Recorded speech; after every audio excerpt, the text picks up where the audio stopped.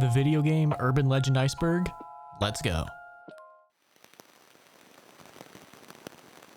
Herobrine. The legend of Herobrine can be traced all the way back to 2010, where on July 31st, a person called Flaky posted on the Minecraft forums, where he reposted a story from 4chan's VBoard, and in that story told the tale of someone playing Minecraft when they start to encounter a bunch of rather strange things happening in their world shortly after listening to the 13 music disc. And one of those things was encountering a pair of glowing white eyes. And in that forum thread was also this video.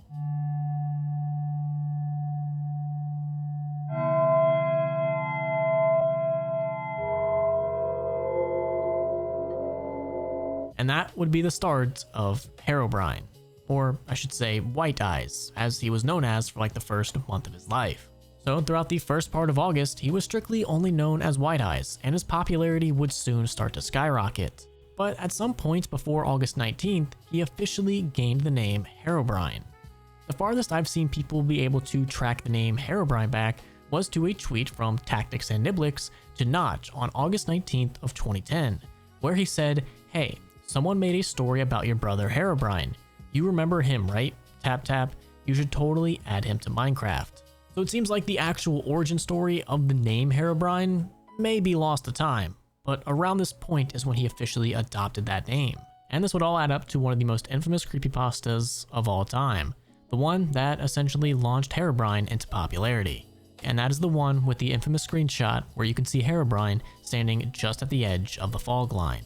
And with that story and picture, Herobrine would only become more and more popular, to the point where people found it so fascinating that streamers were trying to find ways to get Herobrine into their game.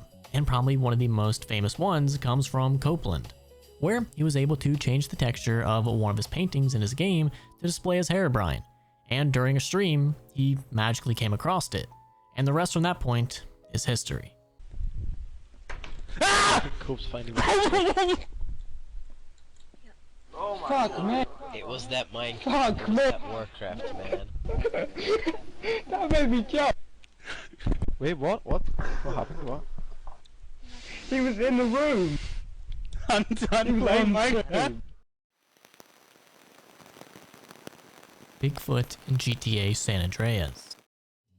The Bigfoot myth in San Andreas is rather interesting because we really can't pinpoint exactly when it started. But this urban legend states that you can find Bigfoot somewhere out there in Grand Theft Auto San Andreas. And probably even till this day, you can find people swearing up and down that they saw Bigfoot at one point in their life playing this game. And this one rumor, urban legend, myth, whatever you wish to call it, is the reason we have a lot of the things we have in Grand Theft Auto today. Now, I've seen a lot of people talk about this, and it really seems like the whole origin of this can be boiled down to a couple things. One, just PlayStation 2 hardware, and the areas where people would constantly claim to see Bigfoot often had fog and very dense trees. And with the hardware at the time, this would often cause shapes to just like pop in right at the edge of your vision. And you combine that with really not too many NPCs or really anything spawning in the forest, anything moving is gonna immediately jump at you and set you on edge. And with Bigfoot rumors in real life being pretty popular around the time that this came out, it's only natural that people would eventually start to see it in game. Now, another reason that this urban legend actually took off has to deal with the hot coffee mod. If you're not really too knowledgeable about San Andreas, essentially this was a part of the game that allowed you to do some sexy time with your girlfriend, but it was eventually disabled and re-released, but not removed. So at the time that this was happening, people saw that they could take things out of the game. And this naturally led a lot of people to believe that they took Bigfoot out of the game.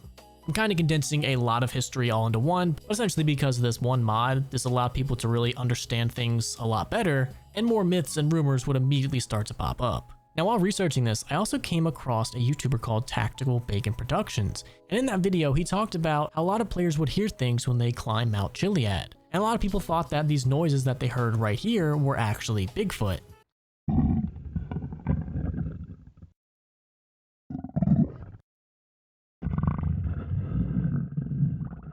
But in reality, it's actually just CJ's stomach.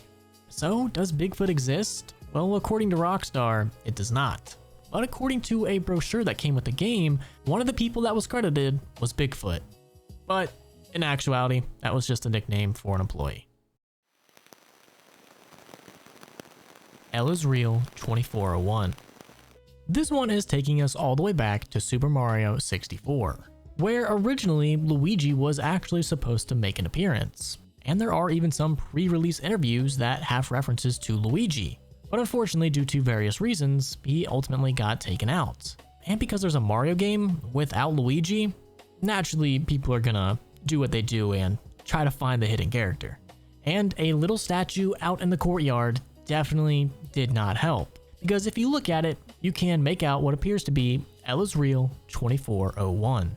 And with everybody assuming L is meant to be Luigi, the hunt to find Luigi was on. And people were trying literally anything and everything to get Luigi. One of the more widely known things that people tried was to collect every single coin in the game. And that if you collected every single one and went back to the statue, you would finally unlock Luigi. And for many, many years, people would be trying to do anything and everything to unlock this hidden character. It even got so real that on November 13th of 1996, the website IGN was completely fed up with all these fake methods and offered a bounty of $100 if anyone was able to find the actual method. Fast forward to December 2nd of 2016, a Redditor posted a photo of what he received from Nintendo of America back in 1998. And it contained a supposed explanation of the L is Real, and it read, "Many people think it's a hint that Luigi is in the game, and it has something to do with a special code. The real answer is that the programmers put it in there as a joke. They thought people would try to figure out what it means. It doesn't have any meaning at all." Now, whether this is legit or not, I can't say. But what is legit is what happened in 2020. On July 25th of 2020, a bunch of documents and source codes for the early version of Super Mario 64 were leaked. And one of the things that it ended up containing was the textures and models for Luigi. Now, what's very interesting about this is this leak, supposed leak, occurred 24 years and 1 month after the release of Super Mario 64, which would mean Luigi is real 24 years later and 1 month. Hello, Mario. Missing No. Now, Missing No isn't really an urban legend as much as it is a glitch. Or if you were a dumb kid like me and you didn't understand that, it was totally an urban legend. But essentially, this glitch is started like this. When you're in Viridian City, if you talk to the old man, he'll show you how to catch Pokemon. And upon doing this, you essentially become the old man. Your name is overwritten as Old Man, and your player name is saved somewhere else. So after that, you want to fly to Cinnabar Island and surf along the coast. And while this is happening, the game is trying to generate wild Pokemon. And because your name is still as the Old Man, and your actual name is where like Pokemon are supposed to be, a whole bunch of things get messed up and corrupted, thus Missing No spawns. Now that was kind of like a very quick abridged version of it, so sorry if I forgot anything.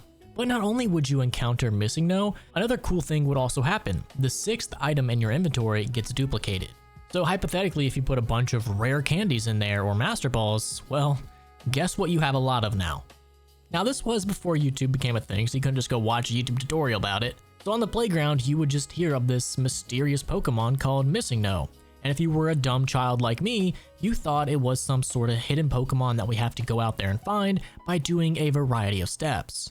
When, in reality, it was just a glitch. Mew under the truck.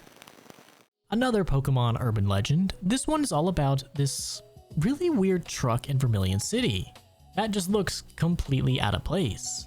And the only real way to get there is to know the move Surf.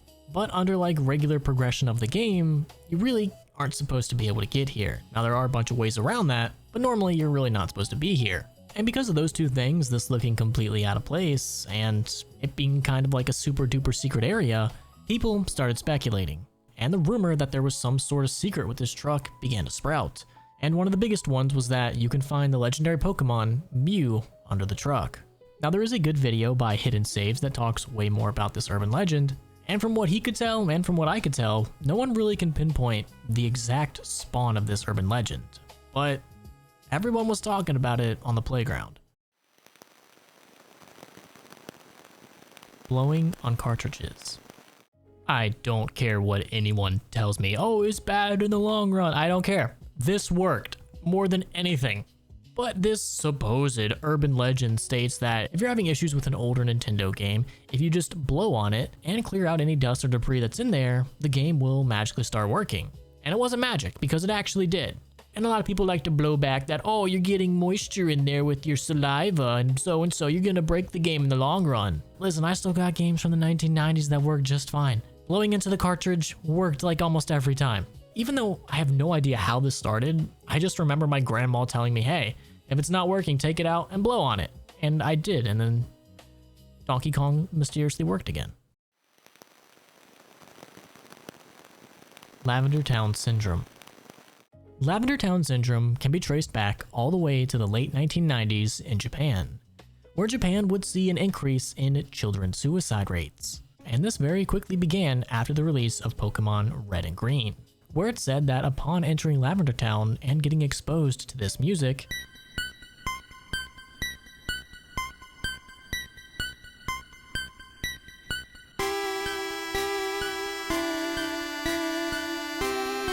children would start to behave irrationally and complain of severe headaches. And it was all due to the town's theme.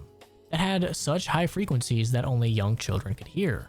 And after the suicide rates started climbing, this was usually done by hanging or jumping from heights, officials had to intervene. And the frequency of the theme was lowered so that the children would no longer be affected. And this was done before its international release. Now, that was a creepypasta. None of that is actually true. This whole thing, surprisingly, actually began in the 2010s. Even though the game was out for a pretty long time before then, Lavender Town Syndrome can be traced back to around there. After the story originally went viral and was spread around on various websites, people would go on to continue adding more to the story, until it became so big that everyone just knew of it and accepted it. Now, there is a reason that a lot of people find this one fascinating, and that's because it actually does have a little bit of a relationship with real life. Something kind of similar did happen in the 1990s in Japan, but not with the game, with the anime. In the 38th episode of the Pokemon anime, a very unique thing ended up happening. During its sole broadcast on December 16th, 1997, the episode Den no Senshi Porygon ended up having multiple scenes with flashing lights, and ended up causing over 600 people, who were mostly children, to be taken to the hospital due to seizures. And that's not counting all the other people that ended up experiencing just milder symptoms.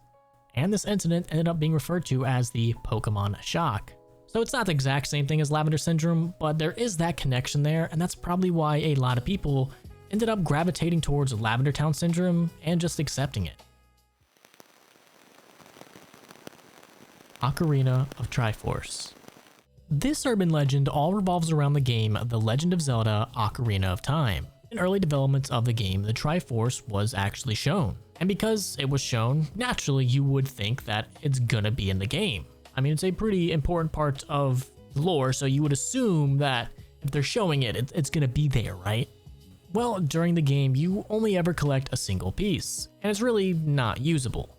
And in the inventory screen, there is a blackened out image of the Triforce, which implies that this is where it would go. And naturally, as people do, they're going to spawn their own rumors and theories on how to acquire it. And one of the most popular ways was by playing a secret song.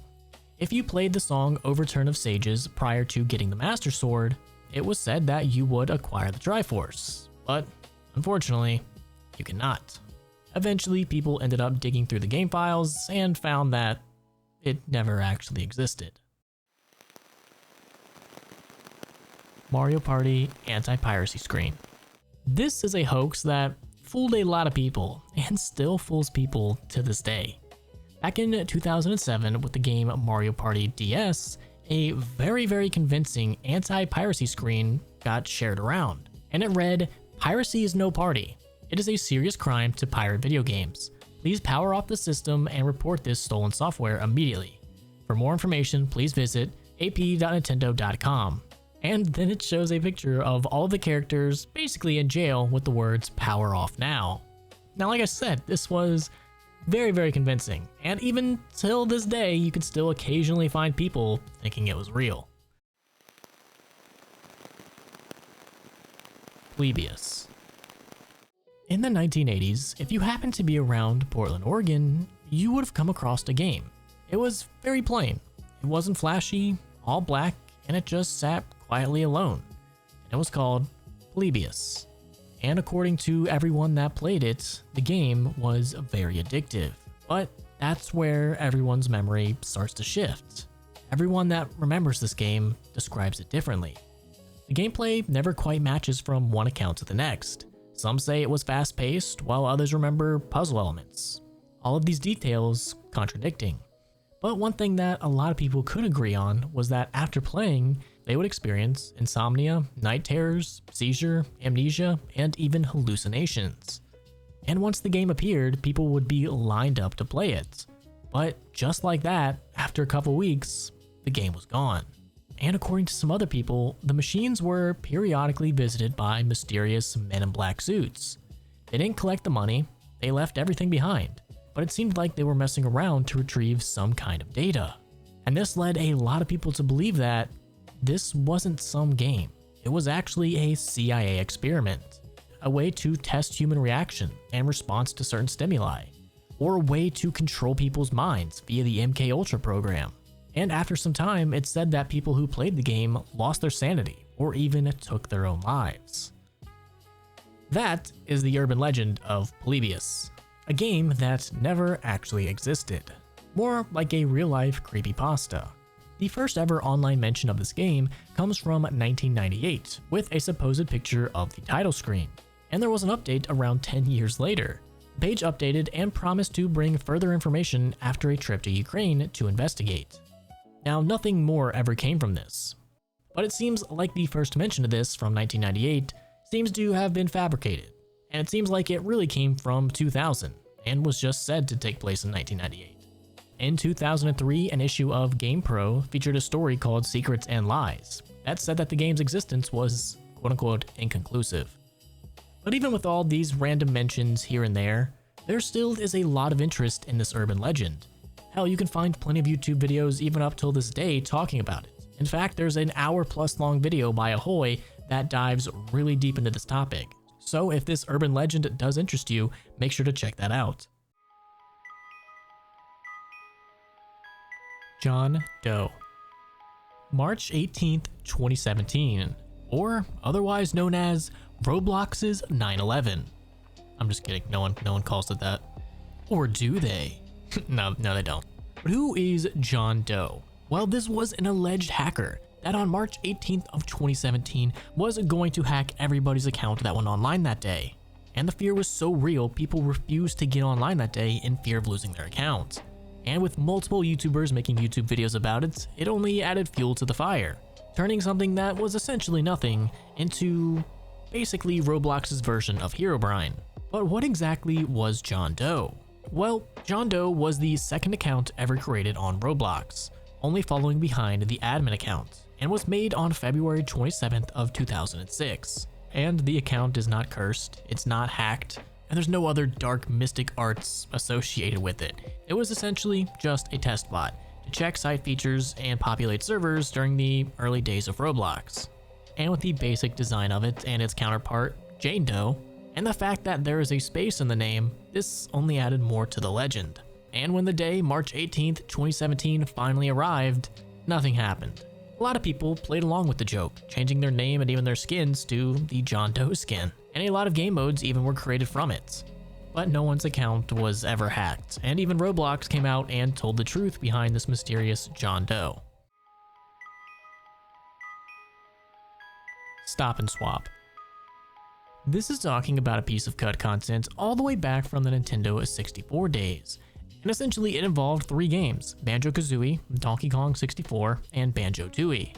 And really what you would be doing would be solving Easter eggs in one game, and then stopping the game, literally stop and swap, stopping the game or pausing the game, turning the game off, and really quickly swapping to the next game.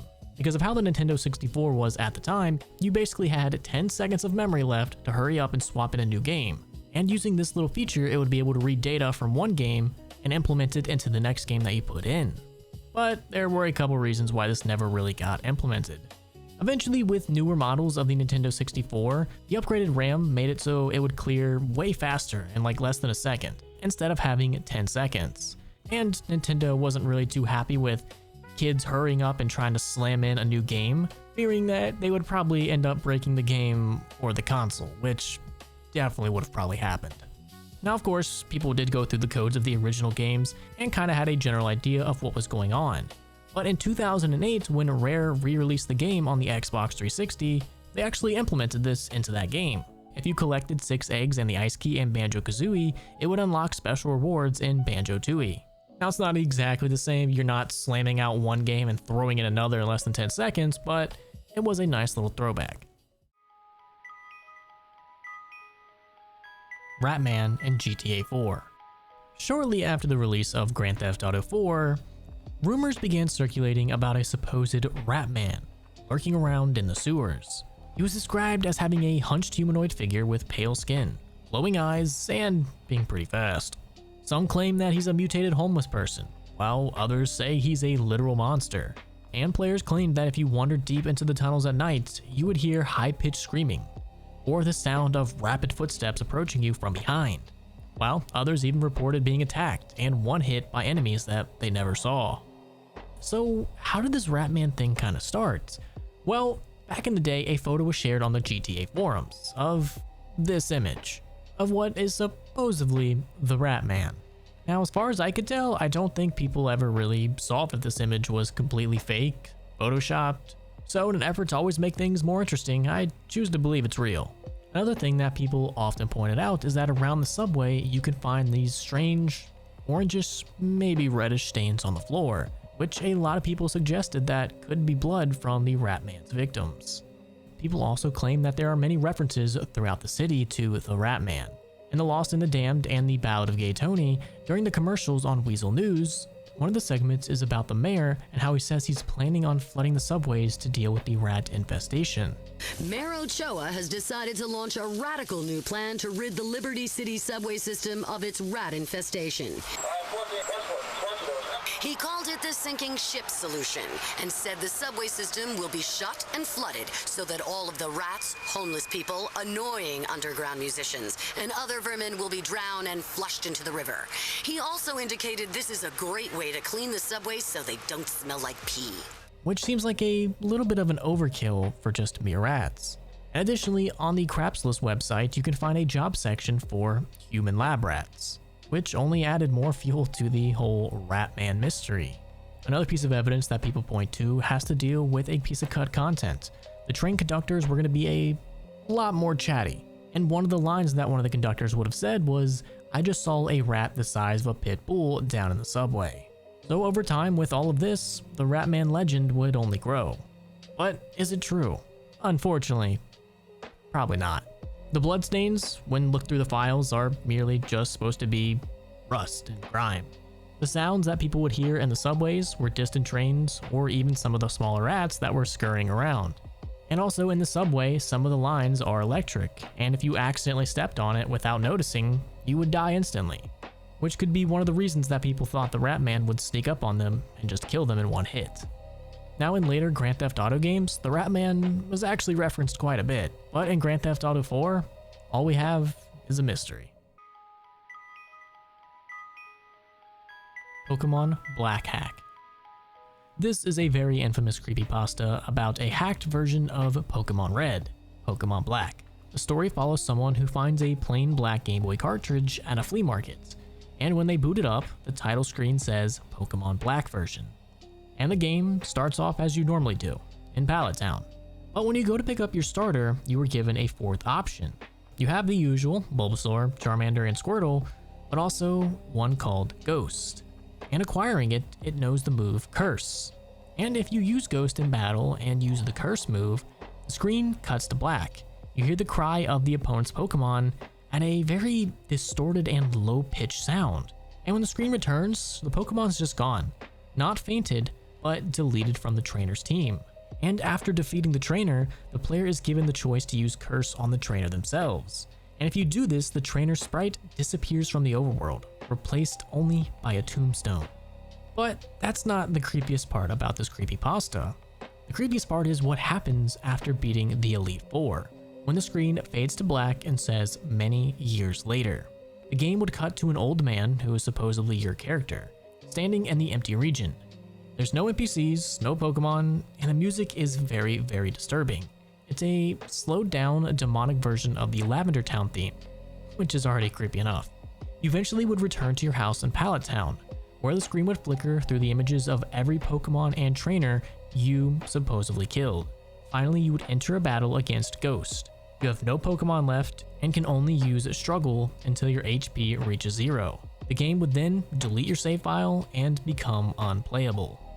Now, of course, this just was a creepypasta, nothing more, nothing less. But because this became so popular, fans eventually did create some real ROM hacks that mirrored this exact story. And you can actually download and play Pokemon Creepy Black, and experience the creepypasta for yourself. Toad in Melee.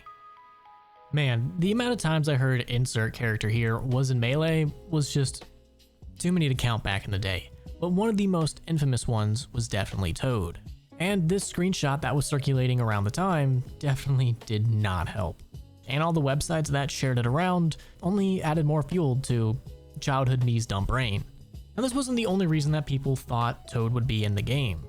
A couple other pieces of quote-unquote evidence that people like to point to was one, Toad was already kind of in the game. He was used as a shield for Peach, and you could also see him wandering in the background in adventure mode. So he was in there, we just had to figure out how to unlock him. And one of the biggest ways that people thought to unlock him was by 100%ing the end credit scene. In the end credit scene, when all the names fly by and you could shoot them down, if you successfully shot 190 of the names, Toad would challenge you and you could unlock him.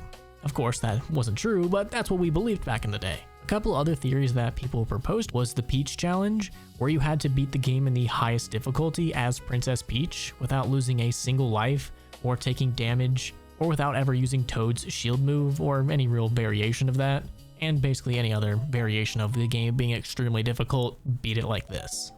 Now, of course, we all know that Toad is not a Melee, but that didn't stop people from eventually modding him in, given only many years later. Ghostface and 4-4. Now, unlike a lot of other entries on this list, this one is actually true. It's not a rumor, it's not a legend, it's an Easter egg. When you're playing Super Mario 3D Land and you reach the end of any ghost house level, which World 4-4 is incorporated in, and the reason a lot of people cite that one is because that the number 4 is considered very unlucky in Japan, kind of like very similar how we consider 13 to be unlucky, and the number is often associated with death, so World 4-4, you kind of see why that one's often talked about. But once you get to the end of the level, if you stay right next to the iron fence and wait approximately 30 seconds, a ghostly-like figure that seems to be screaming, which is probably why he's called the Ghostface, and after a few seconds, its mouth opens and its eyes seem to widen, until it just suddenly vanishes. Now, like I said, this is an actual Easter egg, it's not an urban legend or anything like that. And in fact, if you go through the code and everything, you can actually find the name for it. Trick Teresa Goal Ghost. And like I said, this was really in any ghost level, but World 4-4 is often the one-sided. Totaka's Song. This is essentially like Where's Waldo, but for video game music Easter eggs. Totaka's Song is essentially a 19-note melody hidden throughout various Nintendo games, ones that often have nothing to do with each other, all composed by a man called Kazumi Totaka.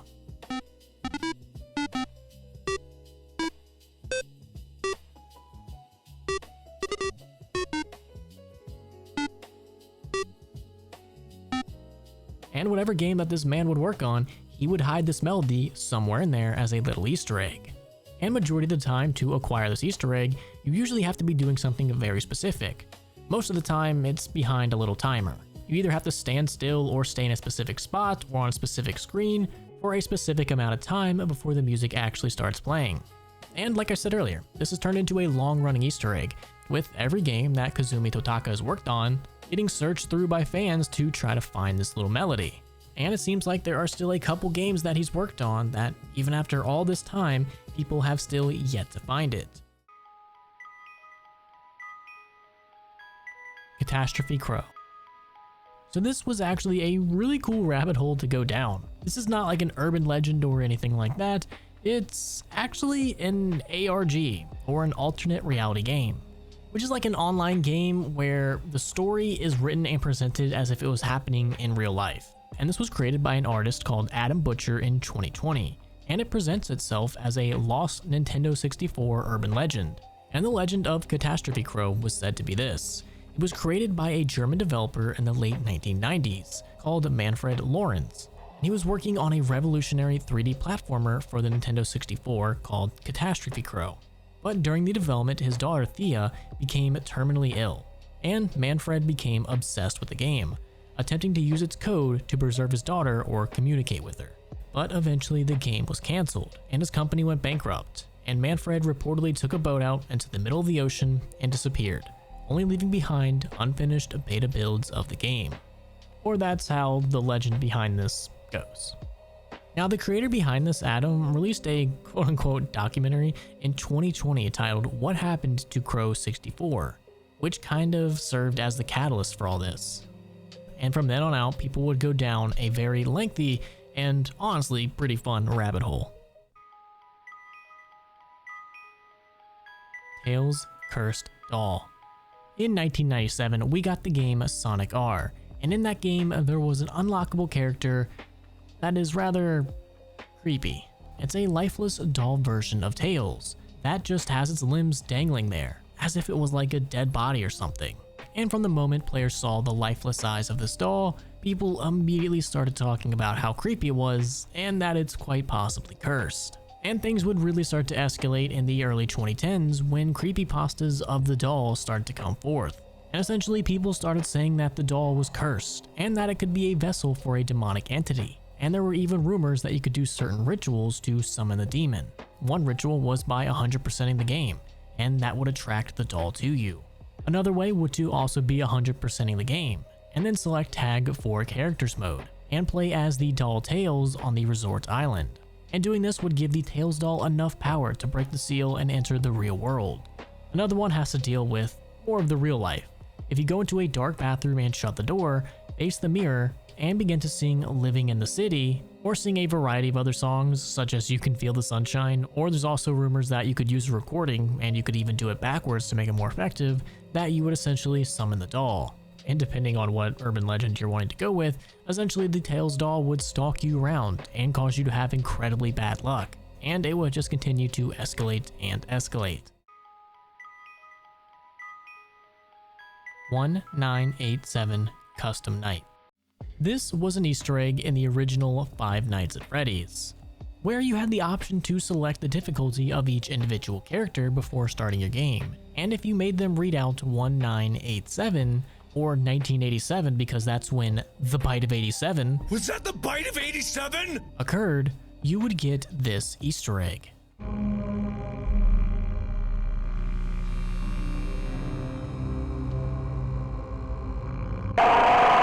Now, this was originally never in the game. This was something that the community spawned into existence, and the creator Scott eventually decided to throw it in.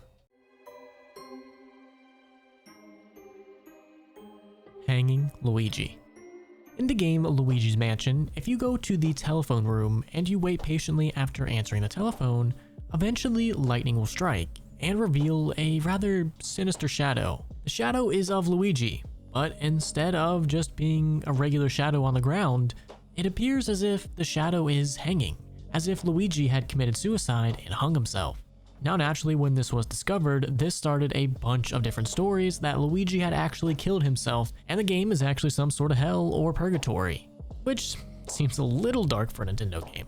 Now if you look farther into this, it was never supposed to be Luigi supposedly hanging from the rafters. It was just a simple glitch. Depending on which angle your camera was at, the shadow is going to be in different positions. And if you have it at the right one, it appears as if Luigi was hanging himself. And it seems like they really wanted to dispel this rumor because in the Nintendo 3DS remake, the lighting was improved and this could not be replicated.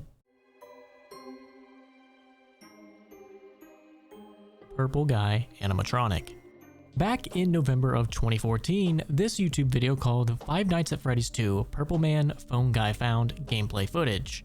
Man, that's a solid title. But in that video, for a single frame, a purple animatronic flashes up and is never seen again. And of course, this immediately started a nationwide manhunt to figure out what this was, how to replicate it, and what it all means. But unfortunately for everyone, this wasn't real and it was just a simple Photoshop job. But that did not stop the creator from continuing to upload more videos. Later in the month, he uploaded Five Nights at Freddy's 2, The Purple Man Again. And even months later, he uploaded a third and a fourth version of this. It's a secret to everybody. This phrase can be found in The Legend of Zelda all the way back from 1986. In the original NES game, you can find a secret Moblin, who was one of Ganon's minions, but instead of attacking you, he would offer you some rupees, and then say the famous line, "It's a secret to everybody." And this would go on to spawn countless theories about what this exactly meant. What is this super secret that no one knows about? And what could he be referring to? Well, the reasoning behind all this is just a simple, kind of minor translation error. The context behind all this is that Moblin was basically betraying Ganon by helping you out. And let's make sure to keep it on the down low. In the original Japanese version, he says, "Mina ni wa naisho da yo." Now, when translated directly, it kind of means like, to everyone, this is a secret. But like when you add the context and everything else, it basically means, hey, this is a secret. Don't tell anyone. This is just between us. And because the NES had limited space for text and the translators had to be brief, you instead got, "It's a secret to everybody." And this one phrase eventually went on to become an Easter egg, reappearing in countless different games. Nude Samus. In the original Metroid games, depending on how fast you speedran the game, you could get a variety of different ending slides. Two of them just have Samus in her regular armor, one of them actually has her without her helmet, one of them has her in a rather revealing outfit, and if you can speedrun the game in around an hour, you get her in a bikini. Now of course, this spawned a lot of rumors that you could get her completely nude if you beat the game fast enough. Now, this was not true, but that's not going to stop gooners from gooning. And what's interesting enough, in the follow-up game on the SNES, the endgame animation has Samus' suit breaking off, revealing her to be in her bikini, or underwear. And it seems like at one point there was talk to have her naked for at least a single frame. Now, this was a little too sexual, so they never went anywhere with it, but it was indeed a possibility at one point in time. Riding Yoshi, Super Mario 64. Super Mario 64 has some rather disappointing endgame content. Once you finally collect all the stars, the cannon outside of the castle will open up and shoot you on top of the castle, where you will meet Yoshi, who I guess has just been dicking around up here, not helping whatsoever. He'll give you 100 lives and a note from the developers saying, "Thanks for playing, continue to enjoy playing." And then Yoshi just fucks off and jumps in a waterfall, never to be seen again. Now that is rather disappointing because after doing everything in the game, what are you gonna do now? So this naturally spawned a lot of theories on how exactly to get Yoshi and how can you get him earlier so you can actually use him during the game. But it seems like at one point in time they had experimented or at least thought of the idea to let us ride Yoshi or put him in the game in some other way, shape, or form, because through the files you can find a Yoshi egg hatching animation. So maybe they toyed with the idea of letting us get Yoshi earlier, but either due to time constraints or some other reason they just weren't able to. Going to the moon in Pokemon. Back in Gen 3 Pokemon, there was a lot of rumors, and one of them was that eventually you could find a way to get to the moon and battle Deoxys. And it all centered around the Moss Deep Space Center, where inside you can find a bunch of scientist nerds talking about rockets, and one of them actually has a rocket counter, where he tells you how many rockets have gone off. And the theory states that after a certain number of rocket tests, eventually you'll be able to hop on one and go to the moon as a child and battle Deoxys. Now, of course, this is not true. The rocket counter is simply just based on how long you've been playing the game. And funnily enough, eventually in Pokemon Omega Ruby and Alpha Sapphire, the 3DS remakes, players would eventually get to go to space on Rayquaza and catch Deoxys. So in the originals, although you were not able to go to a super secret moon base, eventually something like that did kind of happen.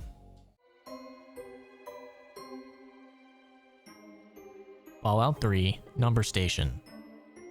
This is an old school creepypasta all revolving around the Galaxy News radio in Fallout 3. If the player decides to kill 3 Dog, he will eventually be replaced with Margaret, but under very specific circumstances, you can instead hear a mysterious number station. It is claimed that in order to achieve this, you're gonna 1. Have to have killed 3 Dog, 2. Skip over the quest Galaxy News Radio, which essentially helps boost the signal so we can reach a farther audience. So you want to make sure that doesn't happen. And lastly, you have to destroy Raven Rock, and that is the final trigger to turn the number station on. But the number station can only be found in select locations, mainly ones that are extremely high up and out of the signal range of Galaxy News Radio. And once you finally found it, you would hear a very familiar voice, 3 Dog, as he would begin to recite a set of numbers to you in a very monotone and eerie voice. And after he's done reading the numbers, a series of Morse code will follow.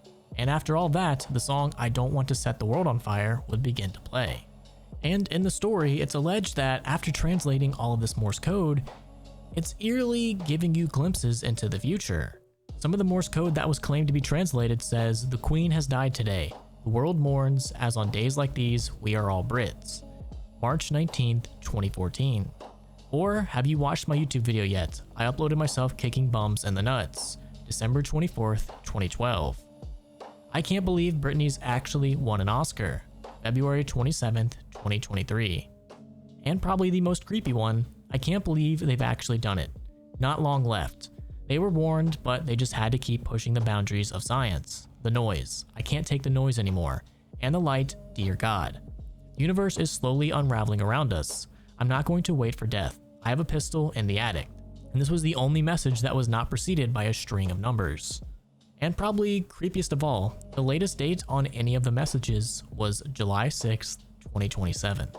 Now, this definitely has to be one of the most famous creepypastas of all time. And is there any legitimate to this whatsoever? No. But that's not going to stop people from searching for this mysterious number station.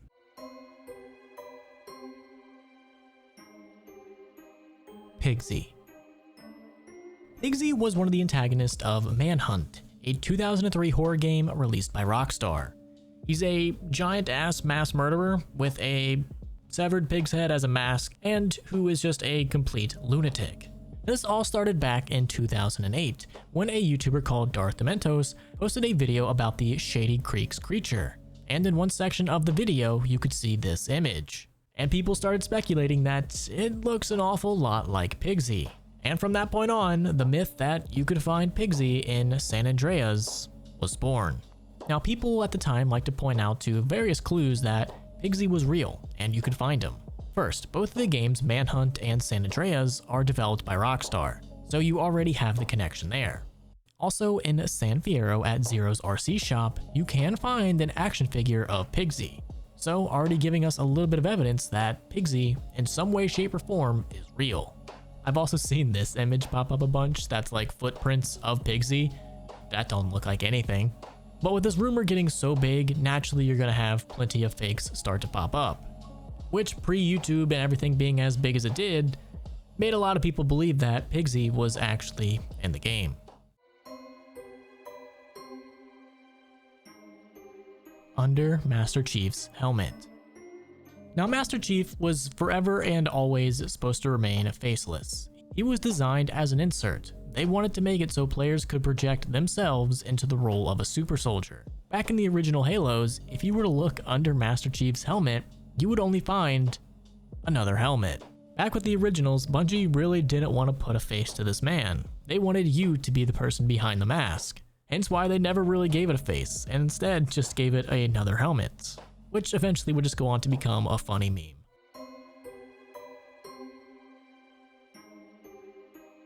Nude Raider. Ever since Tomb Raider released, people have been trying to see those pixelated Lara Croft titties. Like I said before, gooners gonna goon. And this led a lot of speculation that in the original Tomb Raider, there was a super secret code that would take off all of her clothes so you could finally see her naked. But the rumor started to get so widespread that even the developers had to come out and say, yeah, there's no such thing as a nude code. No. But the developers probably also saw something in this and decided to troll people in the next game. They made a code that instead of making Lara Croft nude, would just cause her to explode. And if you do a little tricksy doodling, you could convince people that this is the nude code. And upon entering it, they would just explode. Now the nude code was never a thing and was never really planned to be a thing. But from what I found, apparently management at the time saw how big this rumor was getting and kinda hinted at the devs that, hey, y'all should put something in there. They didn't come out and say that they should put it in there, but they started to heavily suggest that maybe something like that would be pretty cool. Chunky Kong Assist Trophy. Leading up to Super Smash Bros. At an E3 presentation, word on the street was that people started to see a lot of unrevealed assist trophies, and one character that people claimed to see the most was Chunky Kong. And then there's Chunky. He's dead.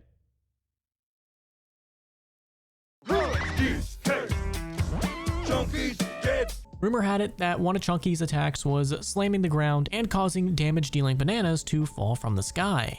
Now, once all the other assist trophies started to be confirmed, people noticed that Chunky's was not. And after some time, the person that had originally started the hoax claimed that, yeah, it was fake. And the reason he did it was so that if he saw a bunch of leaks out there and he saw Chunky Kong in it, he knew it would be fake. So in order to find fake leaks, he ended up fooling almost everyone. Play as Master Hand. For as long as Super Smash Bros. Melee has been out, there have been rumors and theories on how to unlock Master Hand so you can play as him. And if you didn't know, Master Hand is the game's final boss, and it's literally a hand. Now, there was no actual way to play as him, but that didn't stop people from coming up with numerous theories on how to unlock him. And if you've been watching this entire video by now, you know it usually revolves around beating insert game a certain way. Now, unfortunately, you could never legitimately play as Master Hand. But a glitch was found that does allow you to play as Master Hand. To do this, you basically want to glitch your game out. You want to be in the third-person player slot, and you want to place the cursor over the name entry. You want to press A and B buttons at the same time, and this will bring up the name selection screen. Next, you want to release the A button while continuing to hold the B button, all while you move the cursor over the name entry and press A again. And if you do all this correctly, you should be taken to the stage selection screen, and when you load, you'll be playing as Master Hand. Sounds a little confusing, but if you know what you're doing, I bet it's pretty easy. Now, actually playing as Master Hand is apparently kind of glitchy. You can only really move around the stage by attacking, and because there's no victory animation, if you win, apparently the game just crashes. But hey, something that people have been speculating for years finally got somewhat confirmed, I guess. Dark Souls Pendant. Shortly after Dark Souls' release in 2011, the game's director, Hidetaka Miyazaki, said in an interview that it would be wise for players to choose the pendant for their starting gift. And this was weird because the players didn't really see any real value in the pendant right away. And of course, when a game director says something like that, and you have something kind of mysterious as this pendant, people are going to come up with their own crazy theories on what exactly this is for. Now, what's interesting is, if you didn't choose the pendant at the start of the game, there were other chances for you to obtain it later on, which only continued to add on to the fact that this is definitely used for something very important. A lot of theories ranged from alternate endings and unlocking secret areas. Unfortunately, in 2012, in an interview with IGN, Miyazaki came clean and confessed that he was only pranking everyone. He just wanted to see what the fans would do. And the pendant really didn't have any real effect, other than that you can trade it to Snuggly the Crow for the souvenir of reprisal. Golden Warthog. In Halo 2, you can find a lot of billboards displaying a yellowish golden warthog. And of course, if you put something like this in the game and people see it, they're gonna want it. And thus, the theories that you could obtain the golden warthog began. And you would soon see theories pop up about escorting barrels around the map, destroying random objects, shooting random objects, then blowing yourself up, all to appease the Golden Warthog gods. Back in the time of Halo 2, this sounded completely plausible to everyone. I remember similar extremely complicated steps in other games that I completely believed in. Now, if you're gonna tell, this is a hoax. If you go to the game files, the Golden Warthog isn't a thing. but for the Halo 2 Anniversary Edition, it eventually would make an appearance. Marty the Thwomp. All the way back in Mario Kart 64, if you are playing on Bowser's Castle, you can eventually come across something very strange. A Thwomp, jailed up and green. What did this guy do to piss off Bowser, and why is he green? Well, because this was so strange, immediately speculation began that you could find a way to unlock him and play as him. Some of the more popular theories on how to unlock him, of course, revolve around doing miscellaneous tasks. To start off, you would have to be playing as Bowser on Bowser's Castle, and you want to circle the garden statue 3 times, drive a lap backwards, and then circle the statue 3 more times in the opposite direction, and that would release Marty from his cage. Now here's what's funny, there was even video proof of this happening. Well, I use proof in air quotes because it was uploaded on April 1st of 2007. And because of this one little April Fool's joke, a lot of people believe that you could unlock Marty. But unfortunately, it's all a load of nothing. Marty is not playable. Hell, there's not even a green textured thwomp in the files. It's just how the lighting is. Marty is your standard blue color, but because of the lighting, he just appears green. And that's all there really is to it. Pikachu hates Sony. In the Nintendo 64 game Hey You Pikachu, which is a little bit different take on the whole Pokemon games, but this game allowed you to use the Nintendo 64 microphone to talk to your pet Pikachu, and Pikachu would react with various emotions. And the game was said to recognize around 200 words. And because of the rivalry at the time between Nintendo and Sony, people started to come up with theories that if you would say Sony or PlayStation, this would cause Pikachu to become angry. But it wasn't too hard to confirm that Sony and PlayStation were not in the list of recognizable words.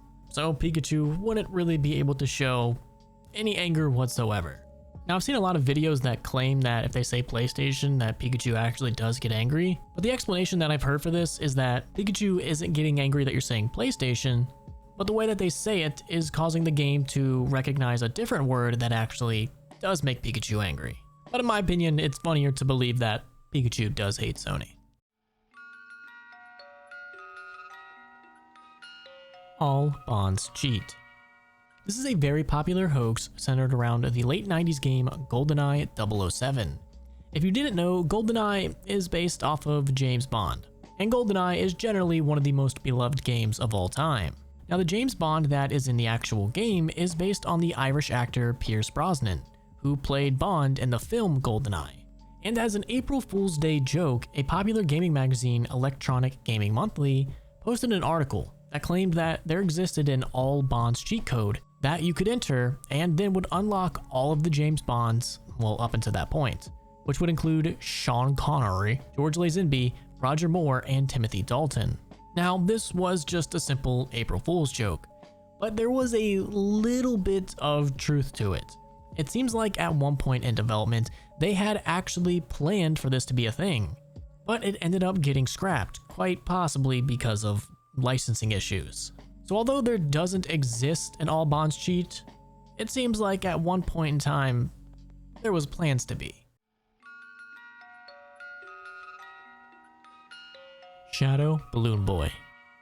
In late 2014 and early 2015, a video started making its way around, showing what appeared to be a shadow version of Balloon Boy, completely blacked out with nothing but white eyes and white teeth. Now, I couldn't find the original video of this. I think that person like nuked their channel and just disappeared forever, but we do have the screenshots that were circulating around the time. Now, this was a hoax, and Shadow Balloon Boy never existed in Five Nights at Freddy's 2. But in the very next game, Five Nights at Freddy's 3, there was an official Shadow Balloon Boy. And from what we know of Five Nights at Freddy's, I would think that the community may have had a hand in this. Mr. Mix. This is an old creepypasta about a late 1990s video game called Mr. Mix. The game was a simple cooking/typing game. You had to type the words to the ingredients to place them in the bowl. And with each level, the typing speed required would get faster and faster. It had up to 5 levels. Level 1 would be pretty easy, and by level 5, the typing speed got next to near impossible. But what was really creepy about the game was the background music. On the first level, it was just an unsettling pattern of growls that got louder and louder as the level went on.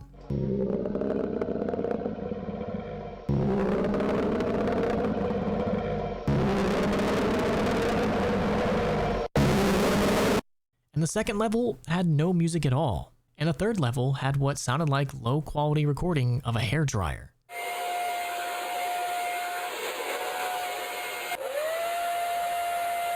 And the last two levels would have an incredibly high-pitched loud ringing sound throughout the entire thing. That was said to cause severe eardrum damage to those that managed to get that far. It's also said that most children who play this game reported having very vivid nightmares of Mr. Mix, speaking to them in a quiet, raspy voice, and threatening them to keep quiet about something. But none of them could remember exactly what that something was. Now, the game would mainly stay relatively unknown until a group of PC hackers got a hold of it, and they started digging through the files. They eventually managed to crack the game's code and finally get past the impossible 5th level. And what they found was very disturbing. According to what the hackers left behind, the game behaves very strangely after the 5th level. It would crash violently and write a bunch of files to the user's System32 directory to the point that the RAM is almost completely filled. And the files were reportedly pictures of people with horrible deformed faces, appearing to scream in pain and agony, with eyes bleeding from their tear ducts, and their outer layer of skin torn clean off. And if you were to attempt to delete these files, your computer would violently crash and blue screen, causing permanent and irreparable damage. The hackers eventually found that this was caused by a lone byte in the game's ROM that triggered when the 5th level was completed. But after removing that, they were finally able to proceed to the 6th and final level. Now, the original hackers declined to discuss what they saw in the final level. Each one of them would become extremely paranoid and a recluse afterwards, refusing to talk about anything related to the game. And within a week, most of them couldn't even form coherent sentences, and within a month, all of them had gone missing. 2 years after the incident, a man was arrested for trying to kidnap an 8-year-old girl from a grocery store. Through DNA and fingerprint analysis, he was identified as one of the original hackers who had viewed the final level of the game. When they took him in, he was wearing a white chef's hat and had a look of unspeakable malice and insanity on his face. And when they interrogated him, the only thing he would say was, "I'm Mr. Mix. Shh." Gary Smith is a werewolf. In Rockstar's 2006 game, Bully, a rather interesting theory started to spread around, that one of the characters, Gary Smith, was secretly a werewolf. And really the only piece of evidence that actually made any somewhat sense was the fact that there was a cosmetic item in the game called the werewolf mask. And during the mission Halloween, the character Trevor is seen wearing it, and later Jimmy can unlock it for himself. But interestingly enough, on the mask, over its eye, it does have a scar. And players immediately started to point out that Gary Smith also has a nearly identical scar over his eye as well.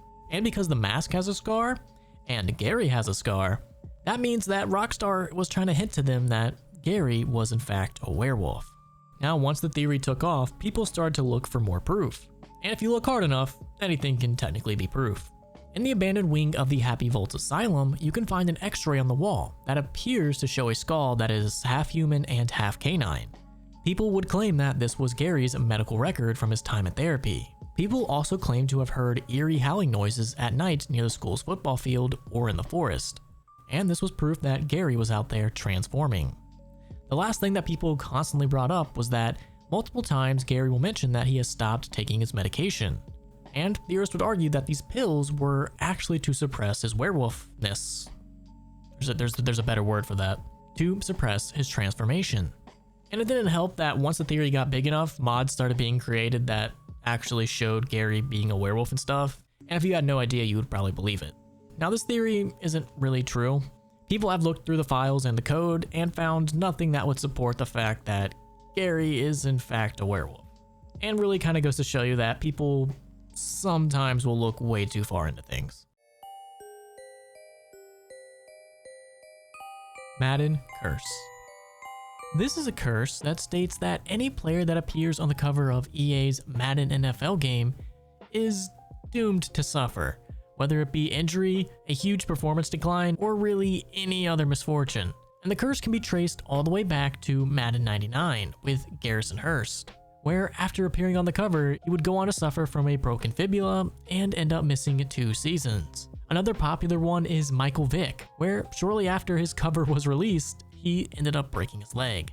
And throughout the early 2000s, there are just plenty of other examples. It's stated that since the curse began, 16 out of the 27 athletes have fallen victim to this curse, with a couple players seeming to have beaten it, most notably the GOAT Tom Brady. But if you were an NFL player that appeared on the cover in the early 2000s, things were not really looking good for you. It would appear that nowadays the curse's power has definitely weakened because we don't see as many disastrous effects as we did, but who knows for how long that's gonna last. Red Dead Redemption Ghost Apparition. It is said that if you head to Stillwater Creek in Red Dead Redemption and you wait for a full moon, a ghostly fog will encompass the area. And if you happen to be riding on the train tracks, eventually through the fog, you will see what appears to be a ghostly woman. As you approach her, she would start screaming very violently, and if you got too close, she was said to kill you.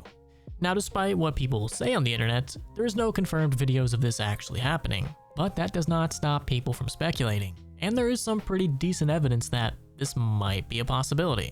In the mission Flowers for a Lady, you can meet Billy West, who you can find picking flowers for his quote-unquote wife, and his shack happens to be, and you guessed it, Stillwater Creek. But through the mission, we learn that his wife is not alive, and upon entering his shack, you can find the dead body of what was his wife, that he still treats as if she was alive. Could this be the ghostly apparition that we find wandering around? Possibly. Another piece of strong evidence is that the fog is actually true. There are specific conditions that will allow a fog to roll through this area. So maybe if all the conditions are just right, and you've done everything as it should be, maybe, just maybe, one night on a full moon when you're riding on those train tracks, you might just see a woman on the side. And if you happen to get too close, it might be the end for you. Bill's Secret Garden. In Pokemon Red and Blue, there was a rumor that you could get behind Bill's house and unlock his secret garden, which sounds just really weird out of context. But the alleged theory stated that once you got outside into his garden, you could find legendary Pokemon, or even all of the starters again, or really insert any Pokemon that dumb kids think is going to be hiding here.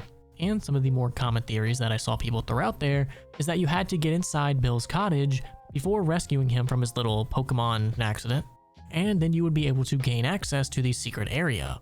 Now, once people actually started hacking and modding the game, they were able to finally get to this area, only to discover that there's nothing there. JVK1166Z.ESP. This is an infamous creepypasta all based off of a lost mod for Morrowind. The story talks about a mod that briefly surfaced in the late 2000s. Initially, people assumed it was a virus because it took an hour to load and then just crashed the game and corrupted any and all save files. But a year later, and it resurfaced with proper instructions on how to run it. And once it actually functioned, things in the game took a turn. One of the first things that people would notice is that all of the main quest NPCs, besides one, are dead, and their bodies never despawn. There's also another figure in there, a black, untextured figure in a dark Brotherhood armor that, weirdly enough, crawls around on all fours like a spider, and it would slowly drain the player's health if they stand still for too long, and would scream "wake" to you if you idled too long. Another thing that the story described was that at night, all NPCs, the ones that aren't dead, would go outside, look up, and repeat the phrase, "watch the sky." Eventually, they would stop speaking entirely, and their eyes would begin to bleed, and then they would retreat back into their caves and sewers. But some players managed to go farther in this mod than others, and they ended up finding a room called the Portrait Room, which contains frames that display random images from the player's actual computer. And there was a locked door, that players believed only opens after a specific real-world celestial event occurs. The story would go on to follow a friend of the narrator, who ended up becoming obsessed with opening the portrait room door. He would leave the game running for days to simulate years of in-game time. And as the years in the game passed, the world became darker and darker, and the night sky would begin to move according to real-world charts. But as this is all happening, the friend also begins to see the assassin in real life, as if he was on the edge of his vision at all times. In his final message to our narrator, he claims that the one NPC that was alive spoke to him in the real world, revealing personal secrets. He concludes by saying he is swimming to the Citadel to see what is behind the door, all while someone is knocking on his window, and he is never heard from again. But his fate is a mystery, and to this day, you might still come across a forum of people asking for a copy of the mod. Yoshi in Pokemon. The year 1999, and the magazine Expert Gamer displayed an article that would show you a method to get Dragonite to evolve into a Yoshi. Two completely different games. All you needed was two players, one with Pokemon Red and one with Pokemon Blue. Both players need to have beaten the game with all 150 Pokemon for this to work. The blue version player trades the red version for a Dratini. The blue version player then evolves the Dratini to a Dragonite, and it's traded back to the red version. The red version should head to the basement level of the unknown dungeon, surf to the location where Mewtwo was, then take a Firestone and use it on the Dragonite. And the usual no screen will appear, but you can now select it. The screen will glitch and the Dragonite will evolve into a Yoshi. The Pokemon would keep all the stats of the Dragonite, but instead of having a Dragonite icon, now you have a Yoshi. And Yoshi would have been designated number 999 in the Pokedex. Or, at least that's how it should have went, until you checked the date that this was released. April 1st, 1999. Misfortune.gb. This is a creepypasta that describes a phantom game that is hidden in the code of legitimate Game Boy titles. The story claims that Misfortune is not a standalone cartridge. Nothing like that exists, but it's a secret that's embedded in games like Pokemon Red or The Legend of Zelda, and can only be accessed through specific glitches or hacking the game. The gameplay is said to center around a young boy in a gothic building who is immediately confronted by a demonic being. The entity would ask, "Do you want to challenge me?" And if the player accepts, they are thrust into a series of deadly mazes and puzzles. One of the more well-known puzzles involving 4 cabins warns, "Choose wrong and misfortune will befall your loved ones." If the player fails, a high-detailed image of the demon appears with the text, "I am God here," written in blood. The story would go on about a personal account of a friend who discovered the game in Pokemon. The friend became depressed, reclusive, and eventually died in a gruesome, physically impossible suicide involving a weight machine, seemingly strangled by force as he tried to fight off at the last second. The game doesn't seem to be merely just a game, and would seem to cause real-life tragedy and have real-life consequences. So, if you're ever playing an old Game Boy game, and you somehow glitch out to be in a weird, Gothic-style building, maybe it's best if you don't interact with whatever's in there.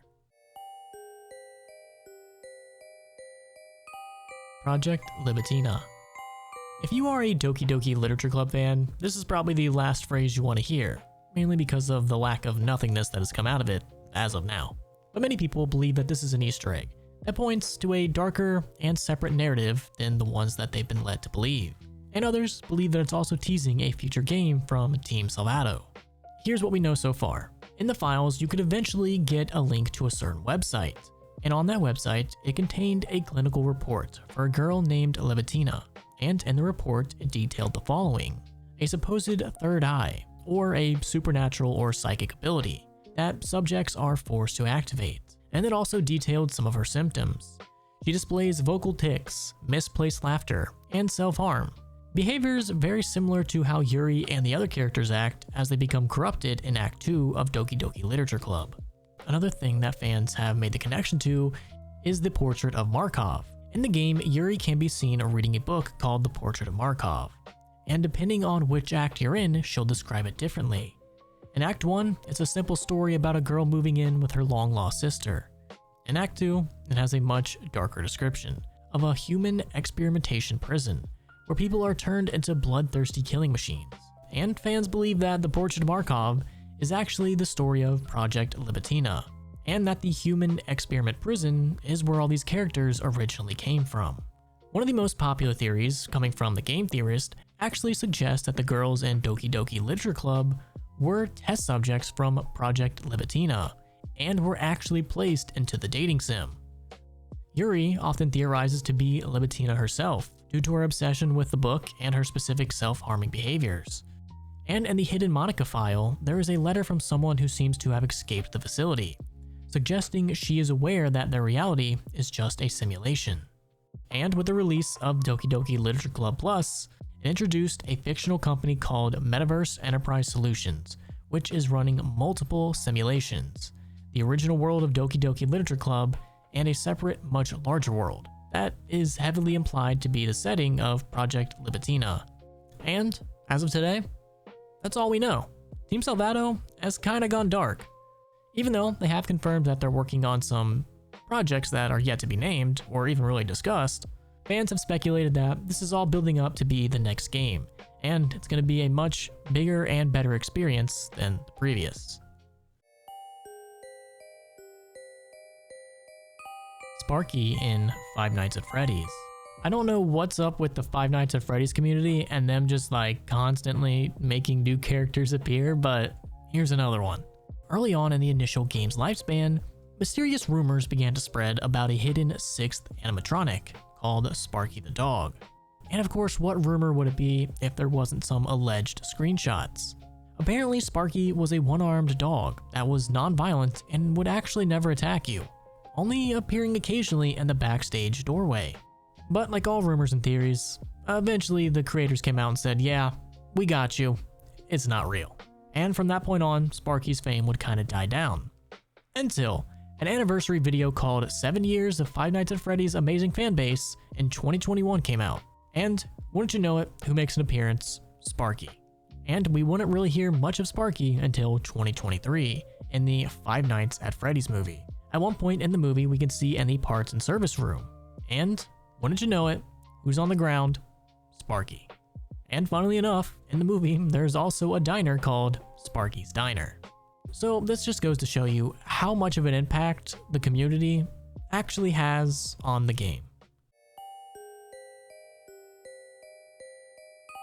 Laser Suit in Super Mario World. In late 2006, a video mysteriously popped up on YouTube showing an alternate exit in the game's super secret area. And funnily enough, the super secret area is also an urban legend.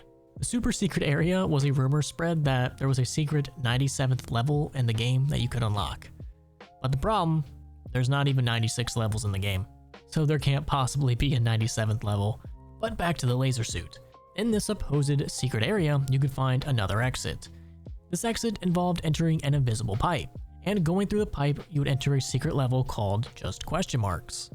And in this area, you would have a block that would have a congratulatory note from Nintendo, and the secret laser suit. The suit had all the powers of the Cape Feather, and it could also fire lasers, hence the name. But only a couple months later after the video's release, it was later revealed to be a hack, and the creator just did it to see who all would be fooled by it. Luigi in Pokemon. This one is coming straight from the source. In 1999, on the official Nintendo website, there was an article posted that showed you how to get Luigi in Pokemon. Now, before I continue, do I even need to say what day this was posted on? Of course, it was April 1st. But the official way to capture Luigi all revolved around a Lickitung. The first thing you would need to do is capture a Lickitung, specifically using an Ultra Ball, which, funnily enough, cannot happen. You can't capture a Lickitung in the wild, it can only be acquired via trade. After capturing it, you would need to stand in the same spot in which a Snorlax had been blocking the bridge. Players would then have to turn their Game Boy upside down, and while upside down, feed Lickitung a rare candy. And if you did this all correctly, Lickitung would evolve into Luigi. and he would be designated number 160 in the Pokedex, and be a plumber type, and would have multiple different abilities: Wrench, Mustache Slap, Gas, Cower, and Family Reunion, which apparently summons Mario and Luigi for a group gangbang. But of course, it was posted on April 1st, April Fool's Day. Luigi, sadly, is not a Pokemon. Brutus the Bulldog. Not only is this considered a gaming urban legend, but it's also a piece of lost media. The original image that started this entire legend is completely lost to time. People have been able to trace the legend of Brutus the Bulldog all the way back to forum posts from over 20 years ago, but the elusive image that started it all has yet to be discovered. But who exactly is Brutus the Bulldog? Well, in the original Animal Crossing, eventually stories and rumors started to spread about an evil villager named Brutus that would eventually come to your village, and upon moving in, he would make your life a living hell. He would only speak in binary and crash the game whenever you enter his house. Other rumors claim that he would destroy your village, block by block, and essentially, he was just somebody that you wanted nowhere in your village. Now, this is a complete hoax. Like I said, the original image is considered a piece of lost media, so maybe if we ever saw that original image, maybe there might be some truth to it.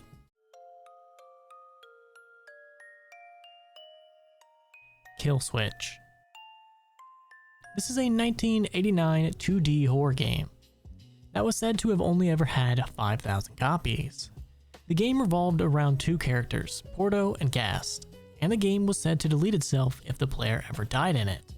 The game was developed by a Czechoslovakian company called Karvina Corporation, and with such limited numbers, it's no surprise that barely anybody has ever heard of it. Well, that's not the only reason. The other reason no one's ever heard of it is because it was just a creepypasta. The game is not real, and it actually originated as a short story in The Melancholy of Mecha Girl, which was just a collection of short stories and poems. But once the story got popular enough, fans did make it into actual games.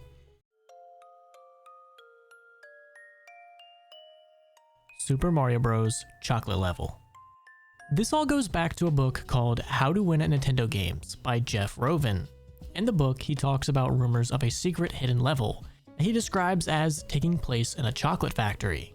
He says he has no idea on where it's at or even how to access it, but just merely states that it could possibly be a thing.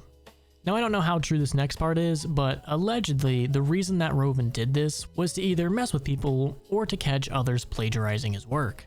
Now, although the actual chocolate factory does not exist in Super Mario Bros., there is a hidden level in Super Mario World that's called the Chocolate Secret, and oftentimes players would get the two confused and think that this was in Super Mario Bros., which probably helped this rumor's lifespan. Yeah, BB's 1. This has to be one of gaming's largest and the longest ongoing mysteries to this day. It all starts back in June of 1989, when it appeared in a listing for a mail-order video game service called Play It Again, which was in an issue of Video Games and Computer Entertainment. The game would go on to appear in numerous listings for Play It Again, but that would stop in October. However, another mail-order game service, Funko, started using a shortened version of its name in its list, and that would go on until January of 1990. And that's all we know of the game. Those are the only ever mentions that we really have of it. So was this game even real? What's the deal behind it? And was this mystery ever solved? Well, kinda. A couple of the early theories are that it was 1. Just a way for Play It Again to catch people copying them.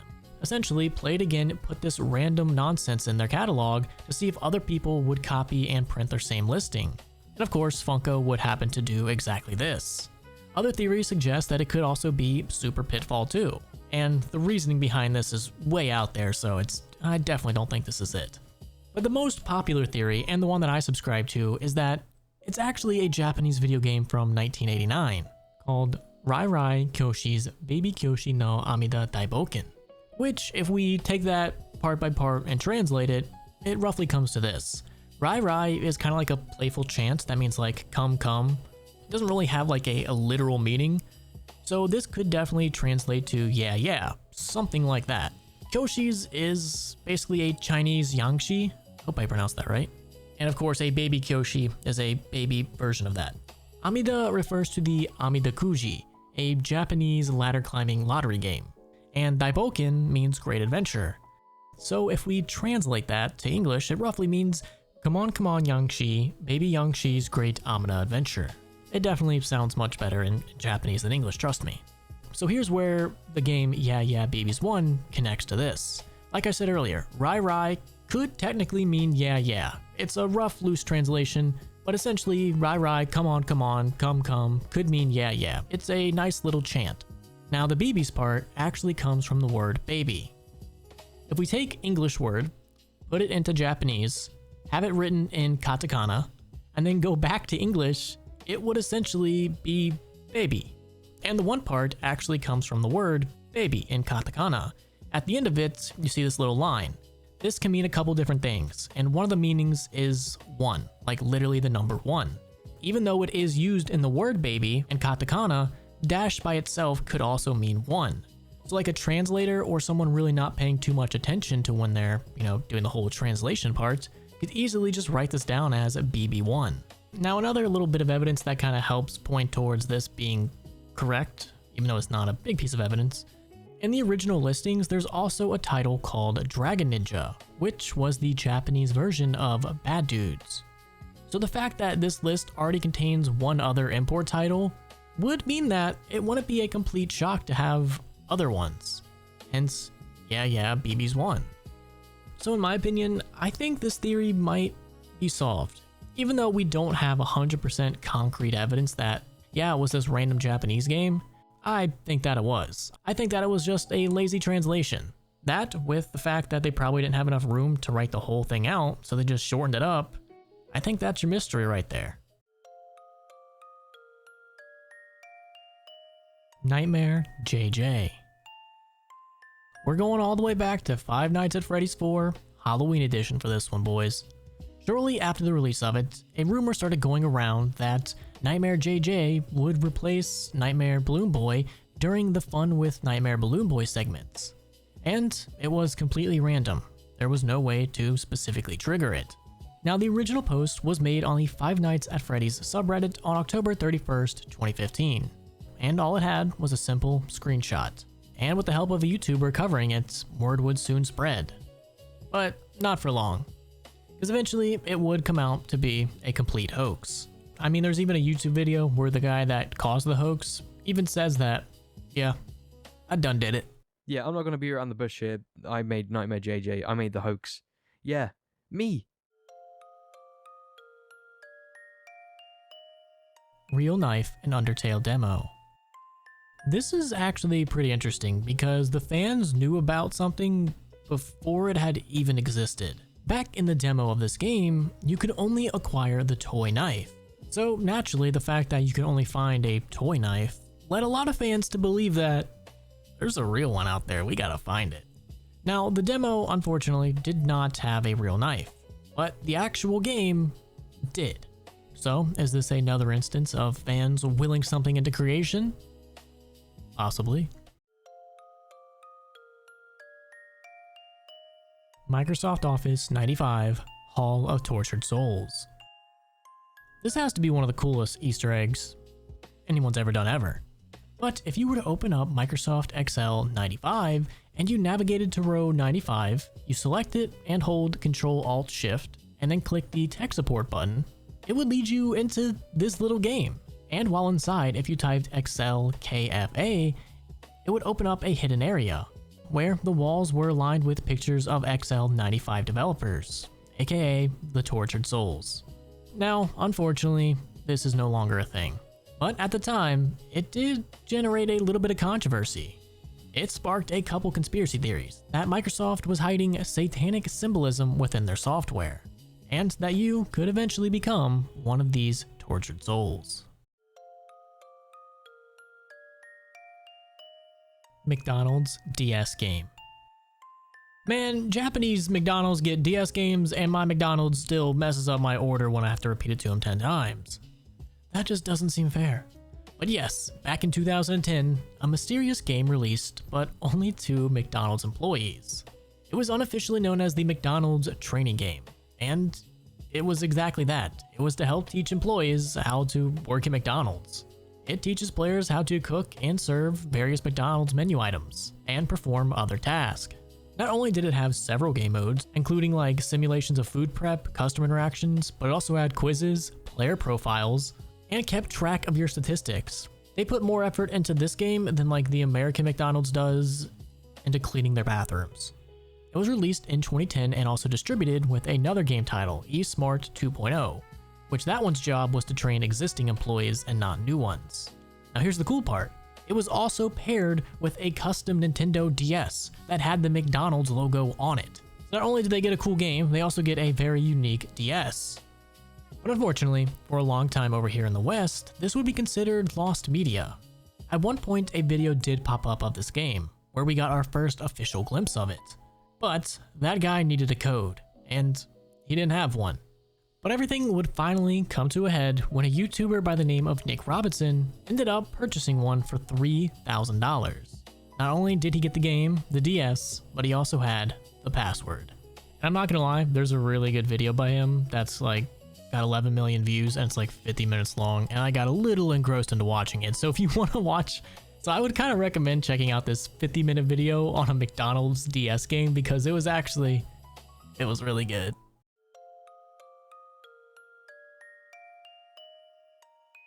Keck Croc. This is a supposed bit of lost media that all comes back from 1993 and the Sega Genesis.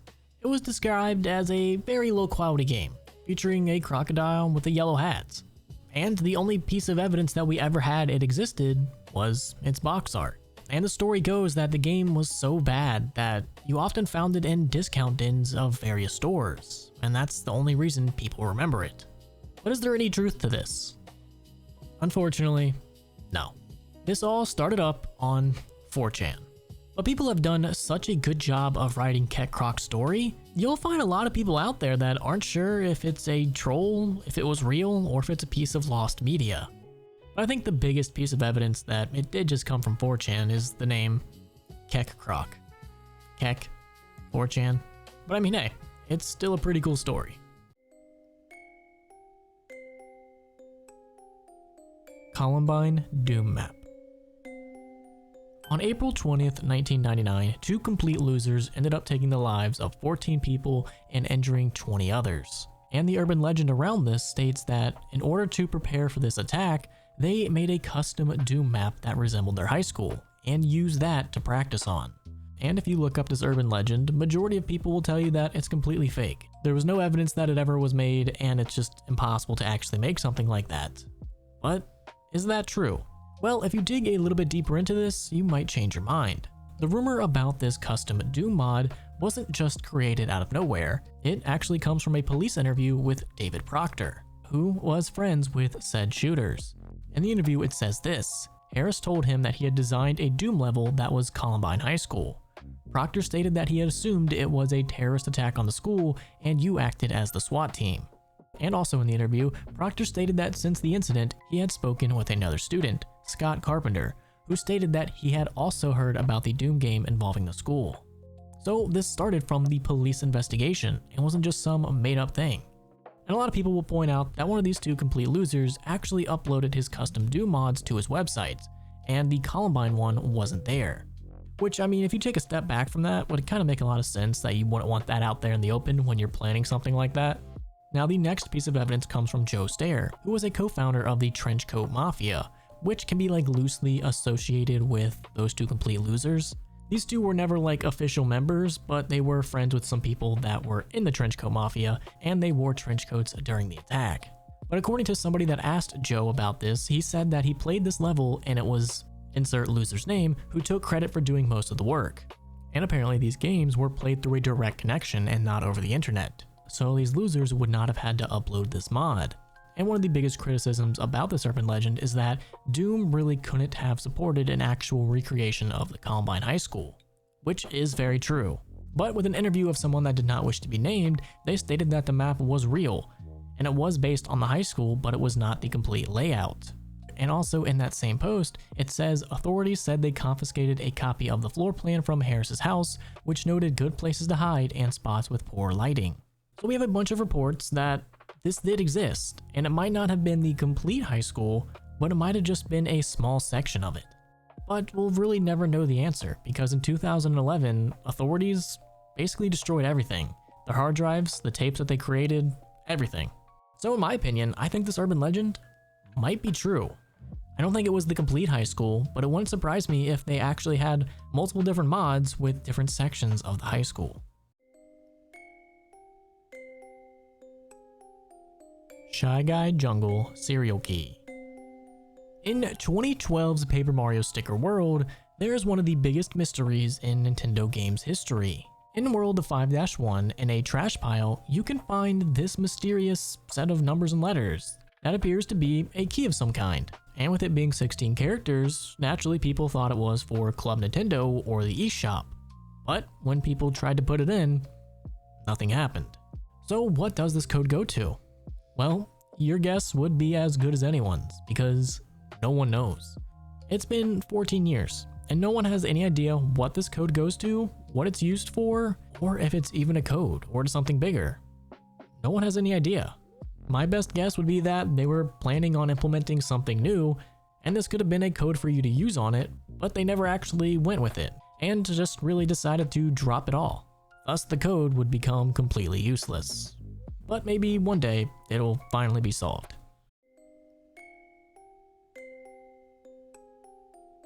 NBA Jam is haunted. Alright, when I started looking into this, it actually creeped me out a little bit because just wait. So the arcade game NBA Jam, which is iconic in and of itself, came out in 1993. Now, shortly after production of the game was finalized, in June 1993, an NBA player named Drazen Petrovic, who was the star player for the New Jersey Nets, unfortunately died in a car accident. And it was only after this did this happen.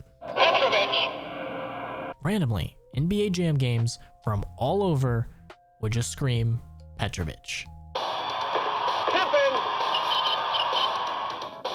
Rejects the shot. Harper. Now, don't take my word for it or other random people on the internet. Take some of the people that actually made the game. Mark Turmel, who was the game's lead designer, had this to say. We had already finished making NBA Jam when Drazen Petrovic died. The game had already shipped and he was on the Nets. So we had all of these coin-op machines around. And one night we were playing Mortal Kombat and there was a jam machine next to it.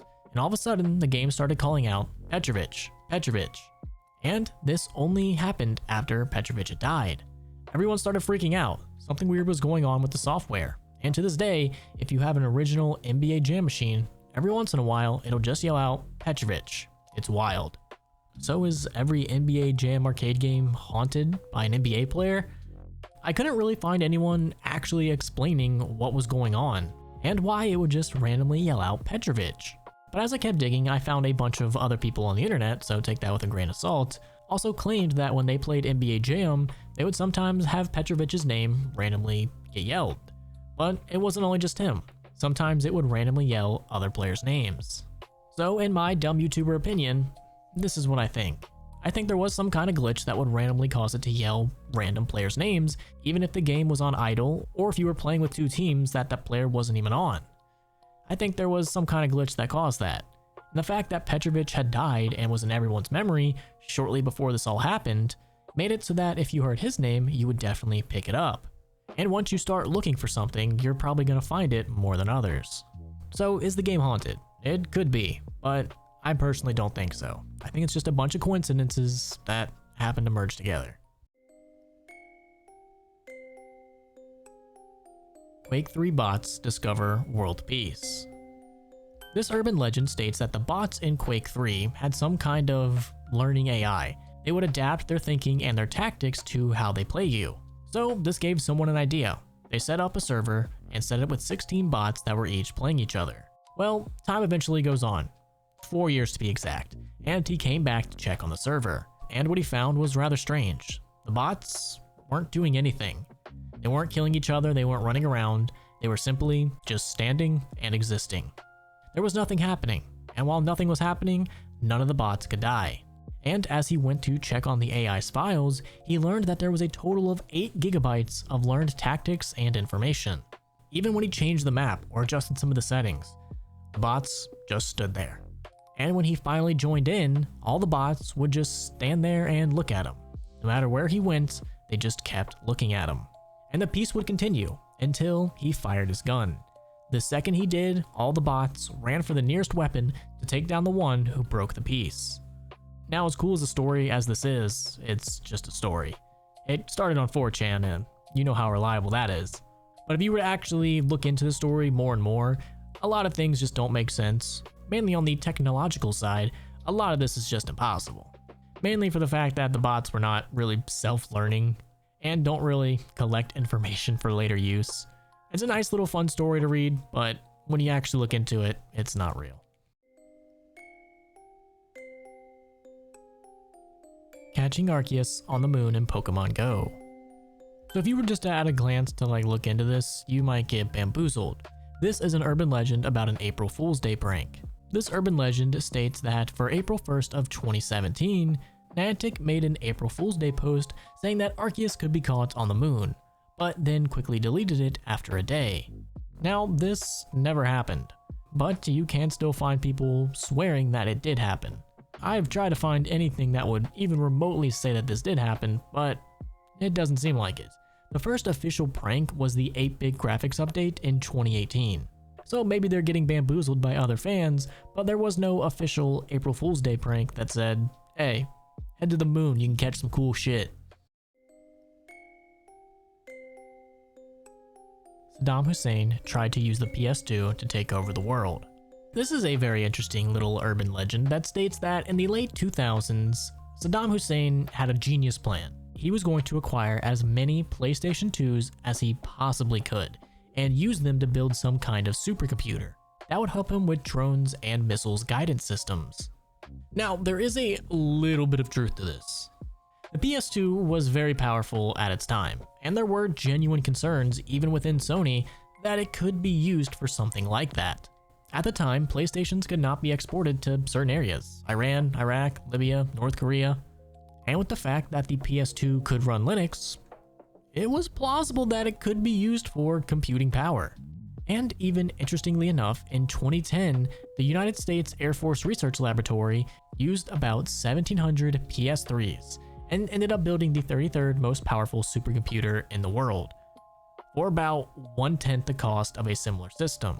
So the PS2 being used like that was definitely plausible. Now, did this ever happen? No. In fact, I've even seen some rumors that Sony themselves may have been the cause of this. They were so hyped and proud of how strong the PS2 was that they could have maybe started this rumor, or at the very least promoted it even more. I mean, hell, if your console is so powerful that other countries are wanting to use it for miscellaneous purposes, then in theory that would make more people want to go and get it. But did Saddam Hussein really do this? Probably not.